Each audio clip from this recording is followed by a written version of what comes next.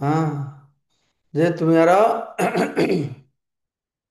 কষ্ট করে এখানে আসতে হবে না। এই গোপীনাথের অঙ্গে সেটি তুমি লেপ দাও। কর্পূর সহিত ঘষি এসব চন্দন, গোপীনাথের অঙ্গে নিত্য করহ লেপন।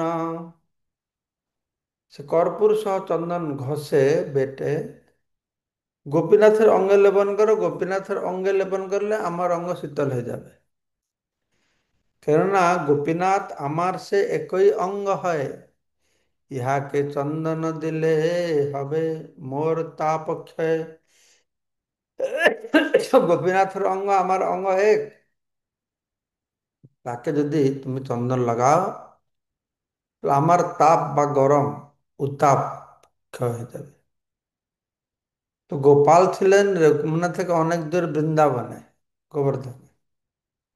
তখনকার দিনে বৃন্দাবনে যেতে হলে মুসলমান অধিকৃত রাজ্যের মধ্যে দিয়ে যেতে হতো, এবং সেই সমস্ত রাজ্যের মুসলমানরা তখন পথিকদের নানা রকম বিঘ্ন সৃষ্টি করত। তাই ভক্তের অসুবিধার কথা বিবেচনা করে ভক্তবৎসল শ্রী গোপাল মাধবেন্দ্রপুরীকে চন্দন তার এই অভিন্ন বিগ্রহ গোপীনাথ দেবের সঙ্গে লেপন করতে নির্দেশ দিয়েছিলেন।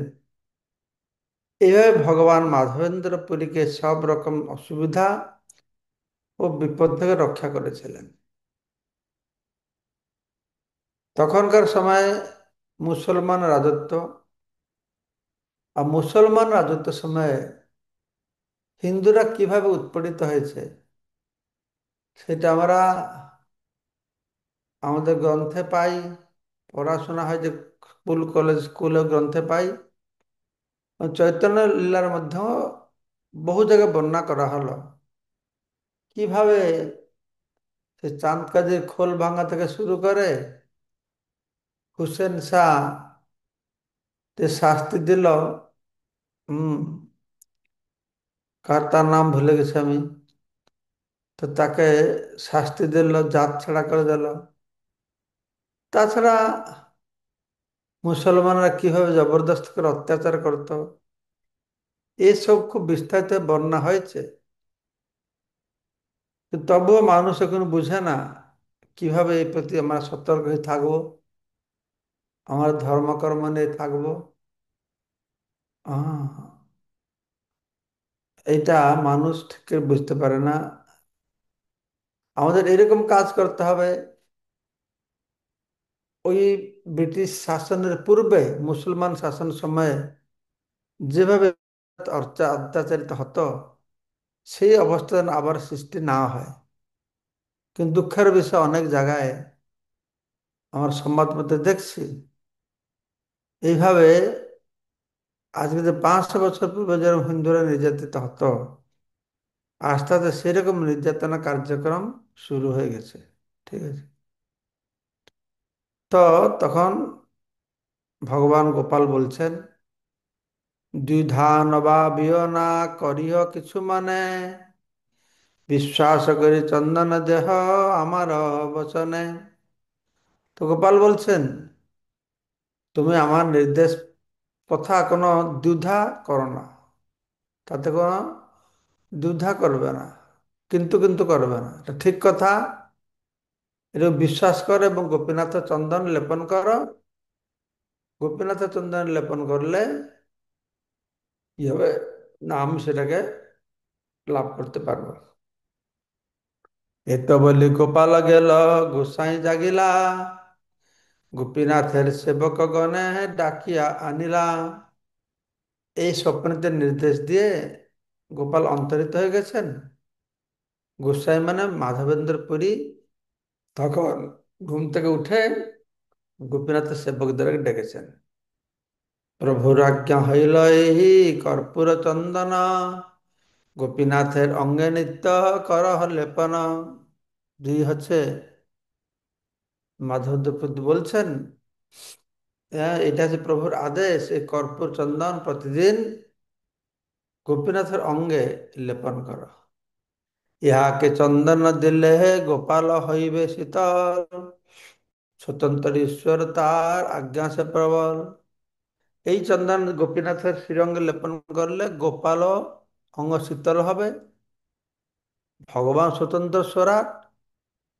তো তার এই নির্দেশ রয়েছে, তার নির্দেশ হচ্ছে সর্বশক্তি সমন্বিত। গ্রীষ্ম কালে গোপীনাথ পরিবে চন্দ,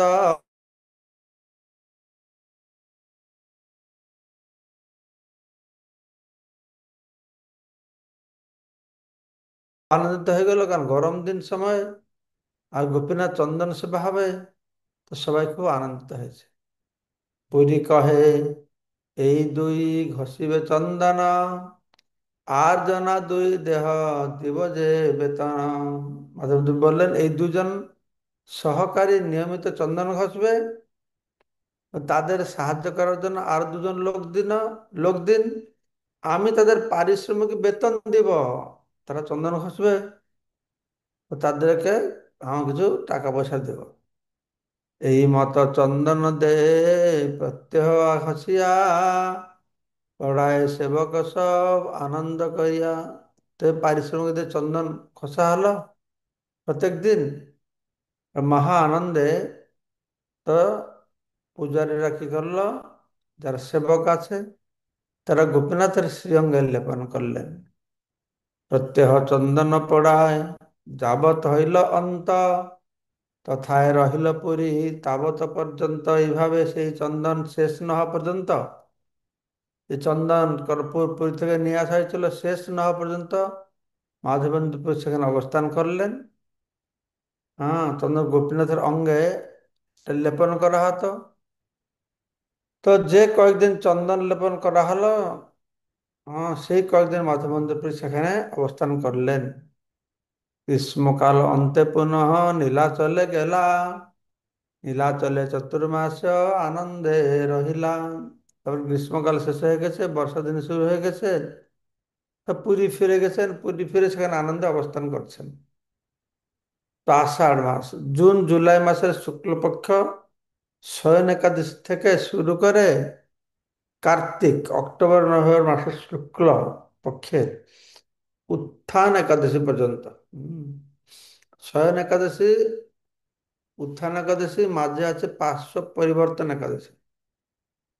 তো শয়ন একাদশী শুক্লপক্ষ, হুম, এই জুন জুলাই যে শুক্লপক্ষ রয়েছে, তারপরে সেখান থেকে শুরু করে চতুর্মাস ব্রত আরম্ভ হবে, এবং অক্টোবর নভেম্বর, এই 4 মাস। এই চন্দ্র মাসের গণনা ব্যতীত কেউ কেউ সৌর মাসের গণনা অনুসারে শ্রাবণ থেকে কার্তিক মাস পর্যন্ত চতুর্মাস ব্রত পালন করেন। সৌর অথবা চন্দ্র উভয় গণনাতে এই সময়টি বর্ষাকাল। চতুর্মাস ব্রত বর্ষাকালে করা হয়। বর্ষাকালে সাধু মুনি ঋষিরা বেশি ঘুরতে পারতো না, এক জায়গা থেকে সাধন ভোজন করতো, তারা চতুর্মাসে ব্রত করতো, তপস্যা করতো। কেউ কেউ গৃহস্থ হন আর সন্ন্যাসী হন, চতুর্মাসে ব্রত সকলের পালন করা অবশ্য কর্তব্য। হ্যাঁ, এই ব্রতটি খুব গুরুত্বপূর্ণ। এই ব্রতটি সকল আশ্রমে করা বাধ্যতামূলক। এই ব্রত পালনের প্রকৃত উদ্দেশ্য হচ্ছে কি, না, 4 মাস কাল ভোগবাসনা সংকুচিত করা। বিভিন্ন নীতি নিয়ম নিষ্ঠা আছে, তো ভোগ করার সুযোগ এখানে থাকবে না।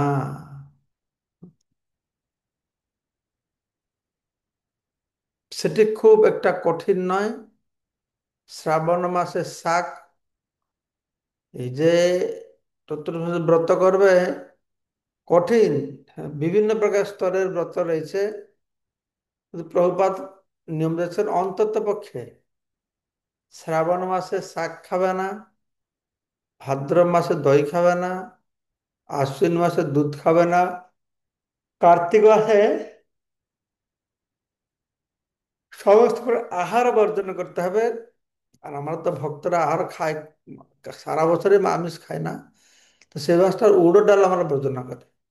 আমিষ আহার মানে হচ্ছে মাছ মাংস আহার। তার মানে মসুর ডাল, কলাইয়ের ডালকেও আমিষ বলে গণনা করা হয়। এই দুটি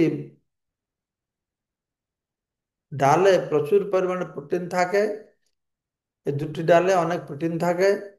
অধিক প্রোটিনযুক্ত খাদ্যকে আমিষ বলে বিবেচনা করা হয়। মূল কথা হচ্ছে বর্ষার এই 4 মাসে ইন্দ্রিয় তৃপ্তিকর আহারাদি আমাদেরকে বর্জন করতে হবে।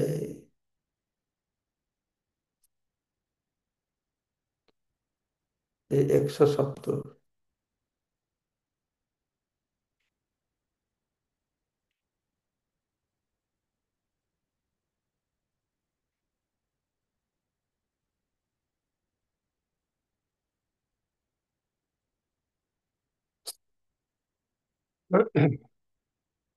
শ্রীমুখে মাধবপুরী অমৃত চরিত, ভক্তগণে শোয়া শোনায়া প্রভু করে আস্বাদিত।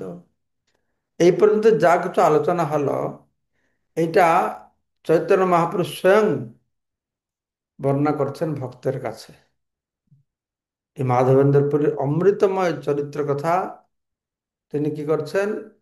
হ্যাঁ, ভক্তগণ শুনে, ভক্তগণকে শ্রবণ করে মহাপ্রভু তাকে আস্বাদন করছেন। তিনি স্বয়ং আস্বাদন করছেন। প্রভু কহে নিত্যানন্দ করহ বিচার, পুরী সম ভাগ্যবান জগতে নাহি আর। তো মহাপ্রভু বলছেন নিত্যানন্দকে, দেখো নিত্যানন্দ, তুমি বিচার করে দেখো, জগতে মাধবেন্দ্র পুরীর মতো আরো ভাগ্যবান কেউ আছে? কেউ থাকতে পারে না, কত ভাগ্যবান। দুগ্ধদান ছলে কৃষ্ণ যারে দেখা দিল, 3 বারে স্বপ্নে আসি যারে আজ্ঞা কইল। কি করে ভাগ্যবান? না, যখন তিনি গোবিন্দকুণ্ডে অবস্থান করছিলেন, তখন ভগবান কৃষ্ণ দুগ্ধ দান করবার ছলে একটি গোপাল বালক রূপে এসে দেখা করেছিলেন। তাকে দুগ্ধ দান ছলে কৃষ্ণ যারে দেখা দিলে, দর্শন দিয়েছেন। 3 বার স্বপ্নে মাধবেন্দ্রকে দর্শন দিয়ে তাকে আদেশ দিয়েছেন, যার প্রেমে বশ হইয়া প্রকট হইলা, সেবা অঙ্গীকার করিহি জগত তারিলা। তো মাধবেন্দ্র পুরীর প্রেমে বশীভূত হয় শ্রীকৃষ্ণ গোপাল বিগ্রহ রূপে প্রকাশিত হয়েছিলেন। তো তার সেবা অঙ্গীকার করে তিনি সমস্ত জগৎকে উদ্ধার করেছিলেন। আর কি তার সৌভাগ্যের কথা? যার লাগে গোপীনাথ ক্ষীর কইল চোরি, অতএব নাম হইল ক্ষীর চোরা করি। তার জন্য গোপীনাথ মাধবেন্দ্র ক্ষীর চুরি করেছেন, তাই তার নাম হলো কি না, ক্ষীরচোরা গোপীনাথ। কর্পূর চন্দন যার অঙ্গে চড়াইল, আনন্দে পুরী গোসাইর প্রেম উত্থলিল। মাধবেন্দ্র পুরী সেই গোপালের জন্য যে চন্দন কর্পূর নিয়ে এসেছিলেন, তার নির্দেশ পেয়ে গোপীনাথের অঙ্গে সে কর্পূর চন্দন লেপন করছিলেন। তখন ভগবত প্রেমানন্দে তিনি উদ্বেল হয়ে পড়েছে, উত্থলিল, প্রেম উত্থলিল। ম্লেচ্ছ দেশে কর্পূর চন্দন আনিতে জঞ্জাল, পুরী দুঃখ পাবে ইহা জানিয়া গোপাল। মহাদয়াময় প্রভু ভকত বৎসল, চন্দন পরি ভক্ত শ্রম করিল সফল। তো কর্পূর চন্দন নিয়ে মুসলমান শাসিত অঞ্চল দিয়ে যেতে মাধবেন্দ্র অনেক কষ্ট হবে, অসুবিধা হবে, জঞ্জাল হবে। এই তার যে দুঃখ গোপাল বুঝতে পেরেছে। সেই অত্যন্ত দয়াময় ভক্তবৎসল ভগবান তিনি কি করছেন না, ভক্তের দেওয়া চন্দনকে তার সে মাধবেন্দ্র পুরীর শ্রম সফল করেছিলেন, সেটাকে গোপীনাথের অঙ্গে গ্রহণ করে। চন্দন আর কর্পূর গোপীনাথ দেবের শ্রীঅঙ্গে মাধ্যমে তিনি গ্রহণ করেছিলেন। ওই দুঃখ পাবে ইহা জানিয়া গোপাল। আহ,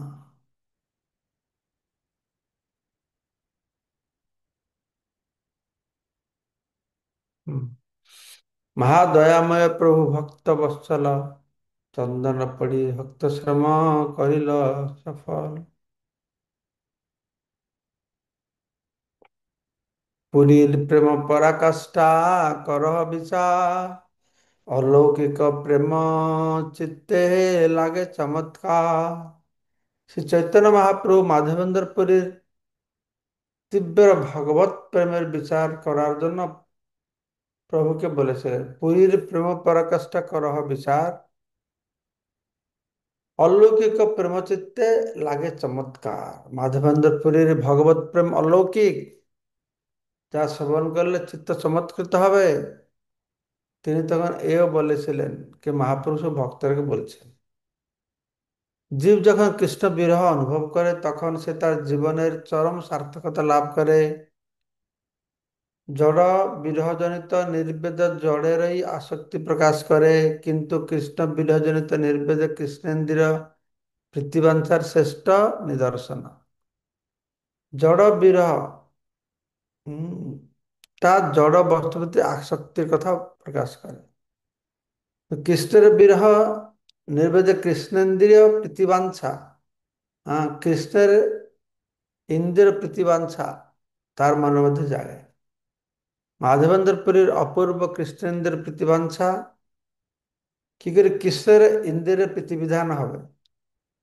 ওই কৃষ্ণ সেবার জন্য জীবের একমাত্র ও বিশেষভাবে লক্ষিতব্য বিষয়। তাই শ্রী চৈতন্য মহাপ্রভু ও তার অন্তরঙ্গ পার্শ্বদারা পরে আচরণ করে দেখে গেছেন। মহাপ্রভু তার ভক্তরা সবুজ আচরণ করেছেন, আপনি আচরে ধর্ম জীবের শিখায়। হম পরম বিরক্ত মৌনি সর্ব উদাসীন, গ্রাম্য বার্তা ভয় দ্বিতীয় সঙ্গহীন। তো চৈতন্য বলছেন যে এইসব কথা মহাপ্রভু ভক্তকে বলছেন, যে মাধবেন্দ্র পুরী ছিলেন পরম বিরক্ত, তিনি সবসময় মৌন থাকতেন, তিনি ছিলেন সমস্ত জড় বিষয়ের প্রতি উদাসীন। তাছাড়া জড় বিষয়ের আলোচনার ভয়ে তিনি দ্বিতীয় কারোর সঙ্গে সঙ্গ করতেন না। হেন জন গোপালে আজ্ঞামৃত পায়া, সহস্র কোষ আসি বলে চন্দন মাগিয়া। গোপালের আজ্ঞা অমৃত লাভ করে এই মহাপুরুষ হাজার হাজার মাইল পথ অতিক্রম করে চন্দন কাঠ ভিক্ষা করতে গিয়েছিলেন। হেন গোপালের আজ্ঞা অমৃত লাভ করে মাধবেন্দ্রপুরী সহস্র কোষ এসে এই চন্দন ভিক্ষা করেছিলেন। ভোকে রহে তবু অন্ন মাগিয়া না খায়, হেন জন চন্দন ভার বহি লইয়া যায়। মাধবেন্দ্রপুরী অযাচক বৃত্তি ছিল, কেউ যেচে দিলে খাবে, নাই তো নাই খাবে না।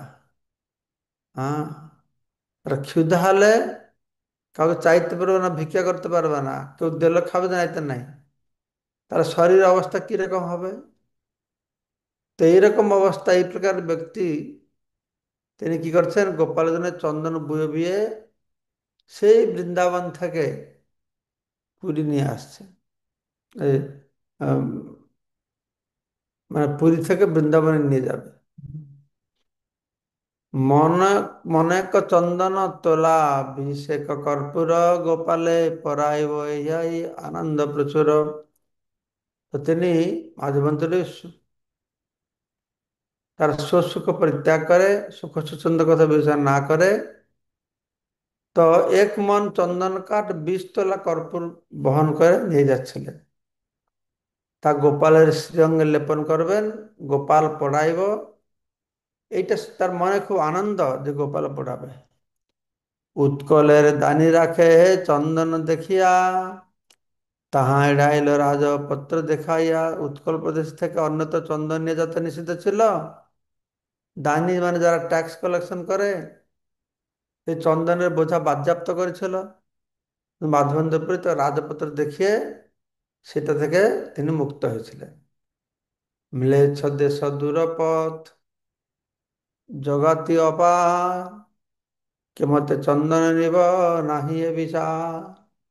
তার মনে চিন্তা নেই, বৃন্দাবন হচ্ছে অনেক দূর, মুসলমান অধিকৃত অঞ্চল দিয়ে যেতে হবে, অনেক প্রহরী রয়েছে, জগাতি মানে জেগে আছে, প্রহরী রয়েছে। তো এই সমস্ত অসুবিধা চিন্তা করছেন কেমানে চন্দন নিব নাহি এ বিচার। এই অসুবিধা চিন্তা করছেন না, করে তিনি একটুও বিচলিত হচ্ছে না। সঙ্গে এক বট নাই ঘাটি দান দিতে, তথাপি উৎসাহ বড় চন্দন লয়া যাইতে। পথে শুক্ল শুল্ক আদান দেওয়ার জন্য এক পয়সা নেই, ঘাটতি দেবে, তবু বৃন্দাবনে গোপাল নিজের তার মনে খুব উৎসাহ ছিল। প্রগাঢ় প্রেমের এই স্বভাব আচার, নিজ দুঃখ বিঘ্ন আদি না করে বিচার। তো এটা নিজের সুখের কথা বিচার করেন না। তো 186 নম্বর শ্লোক আমার পরবর্তী সময়ে এখান থেকে শ্রবণ কর।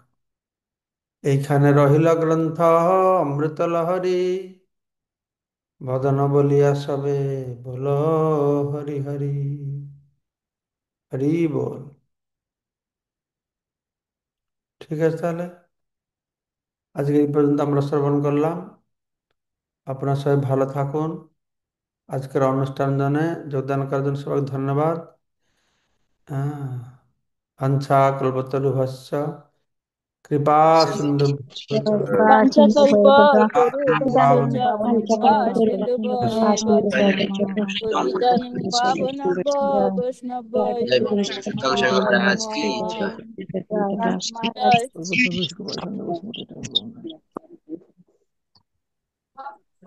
লেট হয়ে গেছিল। আরে, মঙ্গলময় বাবু, আপনার সেই করির প্রশ্নটা তো করতে পারলাম না। অতএব নাম কোনটা হইলে কি, কি সুরা করি আর না মহারাষ্ট্র এখন তাই তো আমি কি তাই তো। করি, এখন আমি কি করি হরি হরি। না, অতএব নাম হলে কি সুরা হরি না করি? আগে আগে কিন্তু আমরা খিচড়া হরি করে এসেছি, আমি এর আগে একদিন পড়ছিলাম, সেখানে রয়েছে ক্ষীরচোরা হরি। হ্যাঁ, এখানে ক্ষীরচোরা করি, তার মানে উনি ক্ষীর চুরি করেছেন।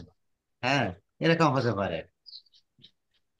হ্যাঁ, মানে ক্ষীর চুরি করে ক্ষীর চোরা হয়েছে, এরকম এটা মানে হতে পারে। অতএব হইল ক্ষীরচোরা হরি, নাম হইল, মানে ক্ষীর চুরি করে ক্ষীরচোরা হরি নাম হলো।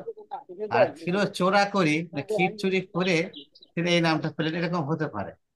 না না না, মহারাজ, ওইখানে তো অলরেডি কইল কইল লেখা আছে। কইল মানে করলো কি, আচ্ছা। অতএব যার লাগি গোপীনাথ ক্ষীর কইল চুরি, ক্ষীর মানে ক্ষীর চুরি করলো, কইল মানে হুম হুম, অতএব হলো ক্ষীর চোরা করি করি, এটাই এটা এটা মানে তাই তো। হরি হবে। এখন আমাদের চাতুর্মাস, প্রবাদের চাতুর্মাসে দেখলাম যে 4 মাসের 4টে বাদ দিলেই তো চাতুর্মাসে হয়ে গেল। আমাদের এত হবিষণ্য টন্য খাইয়ে এটা তো দরকার। ওটা প্রিন্ট মিস্টেক হলো না কি হলো? প্রভু এইটার বিষয়ে একটু মহারাজের কাছে প্রশ্ন করলে ক্লিয়ার হইতাম আর আমরা আরো সুন্দরভাবে। মহারাজ চলে গেলে, যাই হোক, এখন আমি কি আর মহারাজ চাতুর্মাস্য বিষয় সবাই ঠিক মিলে ঠিক। মহারাজের চরণে প্রণতি করবো আর কি। আজকে তাহলে বিশ্রাম দেন আর কি। এটা প্রিন্ট মিস্টেক হলেও হতে পারে। এখন এই মাসকলাইর ডালটা তো বলছে আমিষের মধ্যে, বলছে তাহলে মাসকলাইর ডাল না হয় কার্তিক মাসে না হয় খেলাম না, বাকি সময় কি মাসকলাইর ডাল খাওয়া যাবে? আর মাসকলাইর ডালের বড়ি না হলে তো লাউ লাউ সবজিও জমে না। হরে কৃষ্ণ, মুকুন্দ ভক্তি প্রভু আছেন? উনিও হরে পালাই গেছে কৃষ্ণ মনে প্রভু, তাহলে হরে মাস কৃষ্ণ। মাসা পড়া যে আমরা তৈরি করি, সেটা তো মাস কাল করে দিয়ে করি। মাসা পড়াটা সেটা তো হয়। ভোগারতির মধ্যে। বোগারাতে মধ্যে লাস্ট, সেটা মহারাজকে জিজ্ঞেস করতে হবে। যেখানে বলছে মসুর ডালের কলাই ডাল আমিষের মধ্যে গণ্য করা হয়, আর মাসকলাই ডাল মুগ্ধ ভরা মাস ভরা রুটি জাগি তার না, এখন মুগ্ধ ভরা মাস ভরা কি হবে? যাক, ততক্ষণ পর্যন্ত মহারাজার হরে কৃষ্ণ জয়টা খেলেন। প্রভু, প্রণাম হরে প্রভু। কৃষ্ণ। তামাল প্রভু, শ্যাম প্রভু, আপনার কাছে আমার একটু জানার বিষয় আছে। এই প্রশ্নটা যদিও কিছুটা করতে পেরেছি, তবু আপনাদের কাছ থেকে একটু ক্লিয়ার হতে চাই।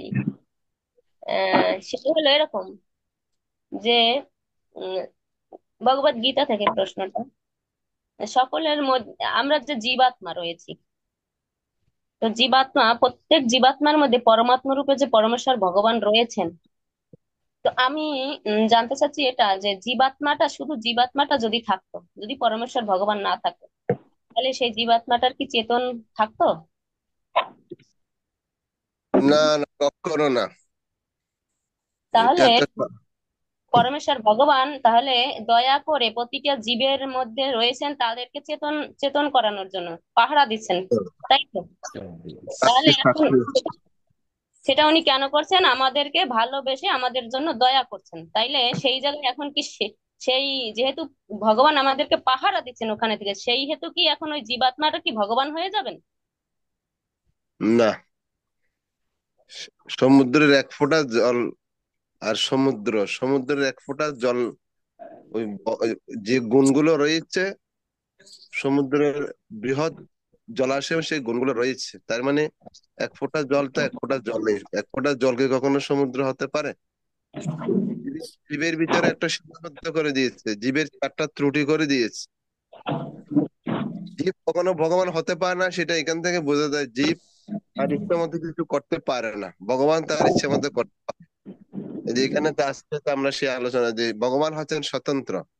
জীবের ভিতরে সামান্য স্বতন্ত্রতা আছে, সেই স্বতন্ত্রতা সাময়িক, তার একটা সীমাবদ্ধতা। এখানে তো বোঝা যায়